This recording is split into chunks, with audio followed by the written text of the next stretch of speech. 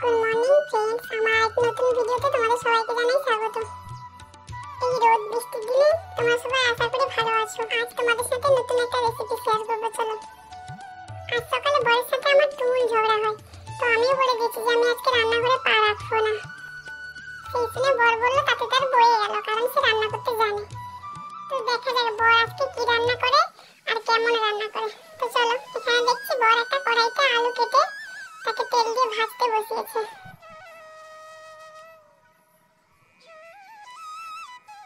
দেখেছো মুখটা কিভাবে রেগে আছে? আলুটাকে তেল দিয়ে ভেজে ভেজে কি করছে ভগবান জানে। আমি হয়তো তেল দিয়ে ভাজতাম না, সিদ্ধই করতাম।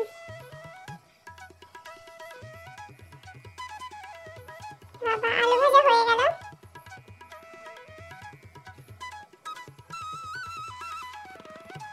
একদিন গরমে রান্না করে বুঝুক রান্না করাটা কত কষ্ট।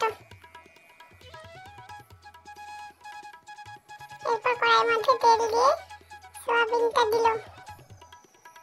আদৌ লবণ দিয়েছে কিনা ভগবান জানে, তোমরা একটু লবণ দিয়ে দিবে।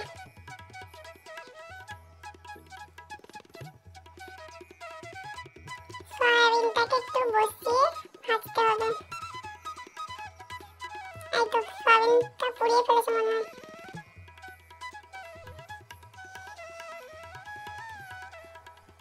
তো চলো বাইরেটা একটু দেখি কেমন লাগছে।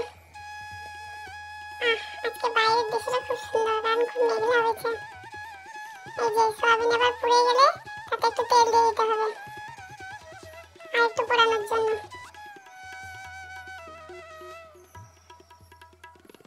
সয়াবিন মনে কেড়ে নিয়েছে যে ক্যামেরা করছে একটা ছেলেটা। এরপর দেখছি তেল দিয়ে তার মধ্যে এক মুঠো চিনি ফেলে দিল, তারপর আদা টমেটো আর কাজু বাদামের পেস্ট দিয়ে দিল। আমার মনে হয় শিলনোড়াতে বাটলে ভালো হতো, কিন্তু ছেলেরা অত কষ্ট করবে না। যাই হোক, এবার রান্না করছে, রেগে করছে। কেমন রান্না হবে কে জানে। এর আগে যতবার রেগে রান্না করেছে, সত্যি কথা বলছি, নিজের বর বলে বলছি না, মাঝে মাঝে এমন তরকারি করে যে খাওয়াই যায় না, পুকুরে ফেলে দিতে হয়। জানি না আজকে ভিডিও দেখে কি করবে আমার অবস্থা। তবে মাঝে মাঝে খুব সুন্দর রান্না করে, একটু নিজের মতো করে করে, স্বাভাবিকভাবে করে না। যাই হোক, মশলা থেকে তেল ছেড়ে গেছে, এবার মনে হয় এক মুখখানি জল ঢালবে। হ্যাঁ, জল ঢেলে দিয়েছে। আমি জানি ও রান্নার পদ্ধতিগুলো।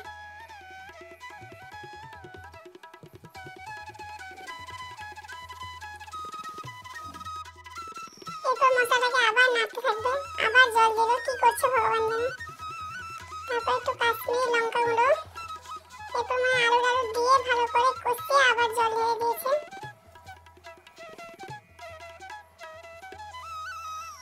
এরপর এটাকে ফোটানোর জন্য একটু সময় দেবে। এরপর মনে লবণ ছিটিয়ে দিল একটু পরিমাণ মতো।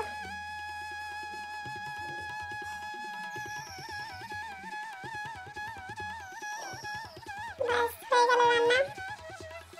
আমি কিন্তু যাইনি রান্নার পাশে, পাতলা ফুলফুলে জুস ওর চলে না, সেই জন্য বসে বসে পাতা জাল মারছে।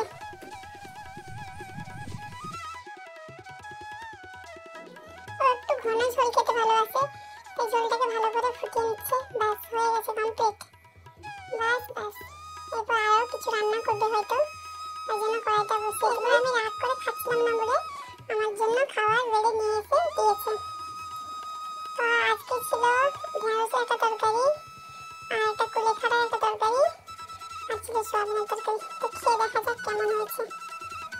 না, আমি বলছিলাম বর কিন্তু ভালোই রান্না করেছে, সত্যি বলছি, এটা কিন্তু দারুণ খেতে। তো তোমরাও ট্রাই করতে পারো বাড়িতে। আর ততক্ষণে আমি খাই। তোমরা ভিডিওটি ভালো লাগলে লাইক কমেন্ট